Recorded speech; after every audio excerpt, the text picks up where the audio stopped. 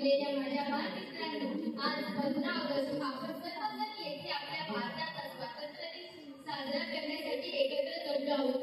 सर्वप्रथम तुम्हा सर्वांना भारतीय दिनाच्या खूप खूप शुभेच्छा.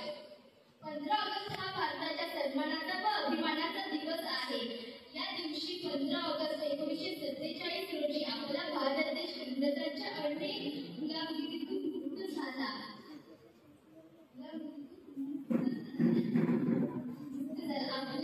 आपल्या भारताला स्वातंत्र्य सहजासहजी मिळाले नाही. स्वातंत्र्य प्राप्तीसाठी अनेक स्वातंत्र्य सैनिकांनी आपल्या प्राणाची आहुती दिली. महात्मा गांधी, लोकमान्य टिळक, सुभाषचंद्र बोस, मंगल पांडे, भगतसिंग, सुखदेव, राजगुरू, लाला लजपतराय अशा अनेक महान स्वातंत्र्य वीरांनी देशाच्या स्वातंत्र्यासाठी आपले प्राण पणास लावले. त्या सर्व स्वातंत्र्य सैनिकांना माझा मानाचा मुजरा.